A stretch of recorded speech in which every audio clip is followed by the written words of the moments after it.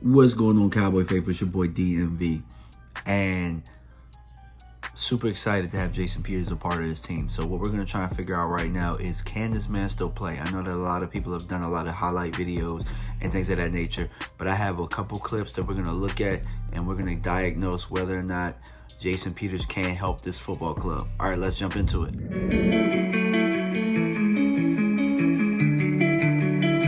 Says on the beat, boy.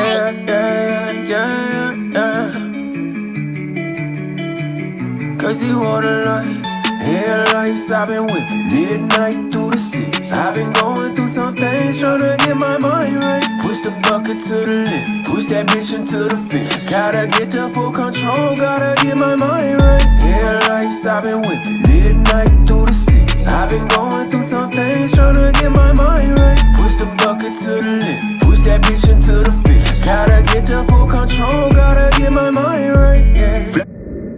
So we're going to take a look at Jason Peters versus our week 1 opponent, the Buccaneers. Now, I'm not saying that Jason Peters is going to go in there and start this week, but what I really wanted to do was take a look at that Bucs team, see how Jason Peters went against that team, because last year we struggled up front against the Buccaneers. So what I want to do is be able to take a couple of clips, look at him, and see if he can possibly help the Cowboys against a Buccaneers front that is giving us fits.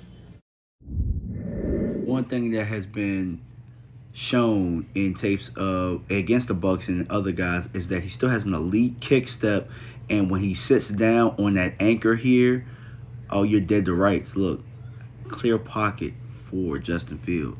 Now, one thing we know about the Cowboys offense is that the staple is the zone. So you're going to see him as the tackle come down, get his hands inside, and move the defensive end out of the way. So he looked pretty good there, can still move pretty well.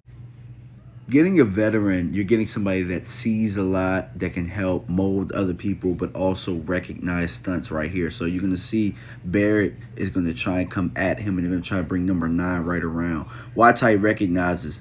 He hits Barrett, right? Stops him in his tracks. Then he's able to have the athletic ability to slide over and pick up that stunt. The dude can still play ball, man. Look, you're going to see an elite kick step here, 1v1 versus Barrett, who had 10 sacks last year. And he's going to do a very good job of squaring up. He's going to set the anchor, get his hands inside, and just get him up out of there, get him up out of the club. Now, on the other side, it was a strip sack, but Peters did his job. If the Cowboys are going to get back to running the football, they have to be able to finish at the second level. Watch how he takes that step to his left, gets up to the second level, squares him up, gets his hands inside, drives him up out of there, man. That is a thing of beauty, man. Y'all sure this guy's 40 years old? He still looks like he can play to me, man. Goodness gracious. Now, there are still questions. He's an old guy. Can he still handle the bull rush? Can he handle these young whippersnappers coming off the edge? Absolutely. Like I said, like we've been saying, once he sets that anchor down, he's still a big, fat, nasty guy that when he sets that anchor, you're not moving. Now, it's not all perfect. It's not all roses and sunshine. The fluidity in his hips of him being an older guy, he needed to come a little bit more lateral on this one. And him not being able to get there and take that lateral step, he gets, a little lazy and gets a hold there. So that's something that I found that was a common theme throughout. Now, again, the question I had going into this is, can this guy help us? Absolutely. And what I'll tell you is, you're not going to get the all-pro version of Peters that we're used to seeing, where him and Tyron were like the best 2 tackles in football. Him, Trent Williams, and Tyron, they were going back and forth. So you're not going to necessarily get that. But what you get is not that much of a drop-off from where Tyron was, if they're not even. You know what I mean? I think Jason Peters, if he had to go in, could help us a lot. His veteran leadership is going to help us if we need to put him in there. More than anything, though, he offers us that security just in case. But I think that eventually, from what I saw on tape, we're going to have to put him in my opinion. I think that not only can he still play, I think that he can offer us something that can offer the Cowboys not really missing a beat from Tyron being out. Because if you think about it, Tyron was probably going to sit down at some point anyway. Jason Peters, I believe, started 15 games last year when he needed to.